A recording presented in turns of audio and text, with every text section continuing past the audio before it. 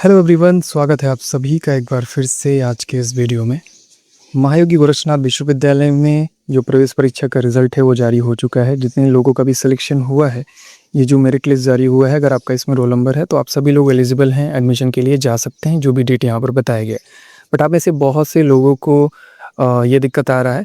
हालांकि सारी चीज़ें हमने लास्ट वीडियो में डिस्कस किया था, बट आप में से कुछ लोग हैं जो कह रहे थे कि प्लीज़ भैया एक बार डिटेल में बता दीजिए, स्टेप बाय स्टेप बताइए कि हमको काउंसलिंग के लिए कैसे जाना है, क्या चीज़ें करनी हैं वो।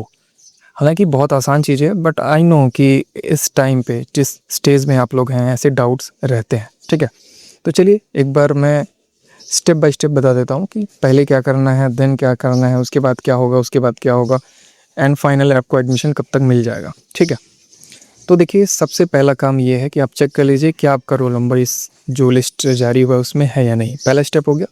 दूसरा स्टेप ये है कि अगर आपका इसमें रोल नंबर दिख जाता है, ठीक है, तो उसके बाद चेक करना है कि इस कोर्स के लिए फ़ीस कितना है। वो भी इसी पेज में नीचे दिया हुआ है, ध्यान से देख लीजिए।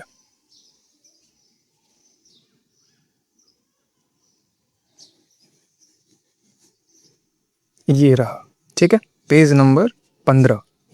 पेज नंबर 15 पे जाइए और अपने कोर्स के लिए फ़ीस देख लीजिए कितना फ़ीस है। स्टेप 2 ये हो गया। अब देखिए, क्या आप उतना फ़ीस एक बार में पेमेंट कर सकते हैं? नहीं कर सकते हैं तो कितना कर सकते हैं? अब देखिए, ये उन लोगों के लिए मैं बता रहा हूँ जिनको एडमिशन करवाना है। बहुत से लोग होंगे जिनको एडमिशन नहीं करवाना होगा, तो उनके लिए नहीं है। ठीक है, देखिए फ़ीस तो ज़्यादा है, इन कोर्सेज़ की फ़ीस एक प्राइवेट संस्था में ज़्यादा होता ही है। तो ज़रूरी नहीं कि सब लोग ये कोर्स करें। बहुत सारे कोर्सेज़ होता है, आप उसमें एनरोलमेंट ले सकते हैं जहाँ पे फ़ीस कम होता है। बट इन कोर्सेज़ में मान लीजिए एडमिशन अगर आप लेने के बारे में सोच रहे हैं, तो ऐसा तो है नहीं कि पहली बार ये फ़ीस बताई जा रही है। इसके पहले भी हमने डिस्कस किया था, तो वो सारी चीज़ें आई थिंक आप देख करके ही इन कोर्सेज़ में एडमिशन के लिए आपने सोचा होगा। ठीक है, तो यहाँ पे आप कोर्सेज़ की फ़ीस देख लीजिए कितना है। ये अगला स्टेप हो गया। ये डिसाइड करिए कि आपको इतना फ़ीस एक बार अभी आपके पास है पेमेंट करने के लिए। अगर है तो फिर बहुत अच्छी बात है, नहीं है तो आप पार्शियली पेमेंट भी कर सकते हैं, यानी थोड़ा पेमेंट कर सकते हैं। लेकिन ध्यान दीजिएगा, ये थोड़ा जो पेमेंट है सिर्फ एडमिशन के पहले तक है।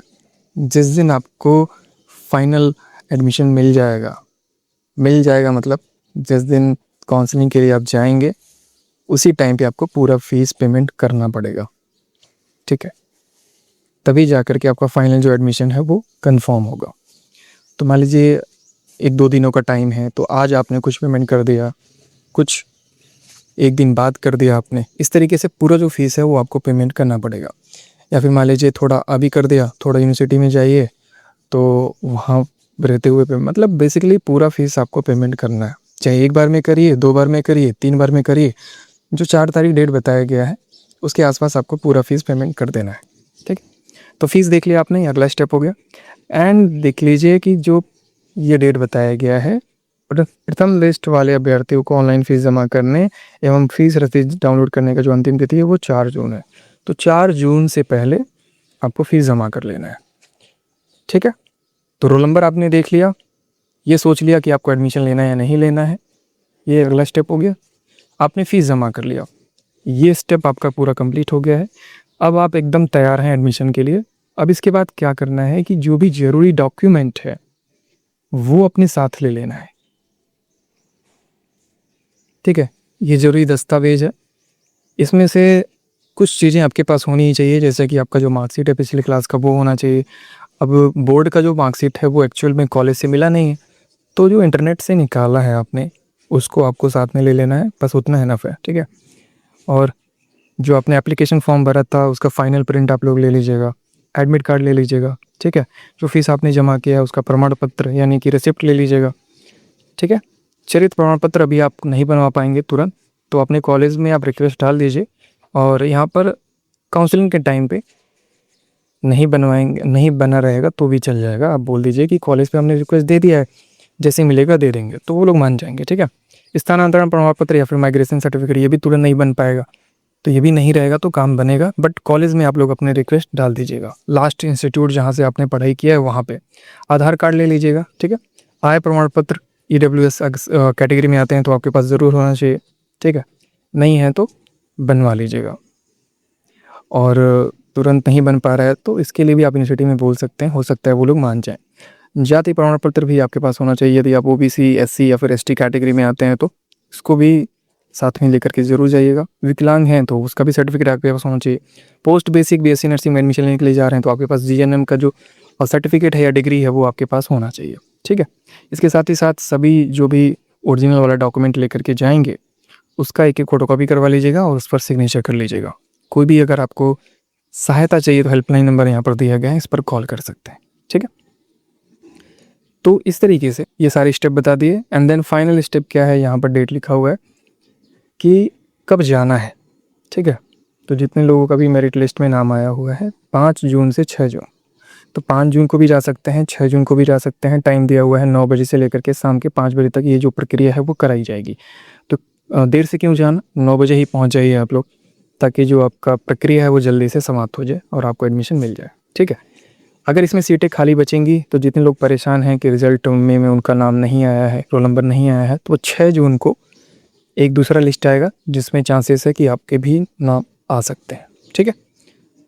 उन लोगों को क्या करना पड़ेगा, यहाँ पर पूरी इन्फॉर्मेशन दी गई है कि 7 जून से 9 जून तक उनको फ़ीस जमा करने का मौका दिया जाएगा। एंड 10 से 12 जून तक उनकी भी काउंसलिंग कराई जाएगी। एंड 13 तारीख को एक तीसरा मेरिट लिस्ट जारी किया जाएगा, ठीक है। और हॉस्टल की जो प्रक्रिया है एडमिशन के लिए, मैंने बताया, आई थिंक एक वीडियो बनाया कि इतना फ़ीस लगेगा, कितने सीटें हैं वहाँ पर, उतना इनफ है। एक्चुअल में जो इन्फॉर्मेशन है वो कॉलेज पे जाकर के ही आपको पता चलेगा कि सीट खाली है कि नहीं खाली है, कैसे अलॉटमेंट होगा, ठीक है। वो सारी चीज़ें आप वहाँ पे जाएंगे काउंसलिंग कराने के लिए, वहीं पे आप लोग पूछ लीजिएगा, ठीक है। एंड आई होप कि जितने भी डाउट्स थे आपके मन में वो हमने इस वीडियो में कवर कर दिया होगा। जितने भी आप स्टेप पूछ रहे थे, स्टेप 1 2 3 क्या है, तो वो हमने बता दिया, वो सब कुछ कवर कर दिया है। और यही सारे स्टेप हैं जो मैंने बताया। पहले स्टेप में रोल नंबर चेक कर लीजिए अपना, आपका है कि नहीं है। दूसरे में फ़ीस जमा कर दीजिए। तीसरे में वो सभी ज़रूरी डॉक्यूमेंट्स को इकट्ठा कर लीजिए। चौथे में आपको उस बताए गए डेट में यूनिवर्सिटी पहुंच जाइए। एंड देन आपका एडमिशन हो गया है। एंड देन जब वो लोग डेट बताएंगे कि आपकी जो क्लासेस है इस तारीख से स्टार्ट होगी, तो आपको पहुंच जाना है यूनिवर्सिटी कैंपस में पढ़ाई करने के लिए। बस आगे की प्रक्रिया आपको पता चली जाएगा, क्योंकि यूनिवर्सिटी से आप एक बार जुड़ गए तो फिर आपसे बेहतर वहाँ की इन्फॉर्मेशन किसको पता होगा, ठीक है। सो आज के इस वीडियो में सिर्फ इतना ही। बहुत ही जल्द मिलते हैं अपने नेक्स्ट वीडियो में। चैनल को सब्सक्राइब जरूर कर लीजिएगा। Wish you all the best.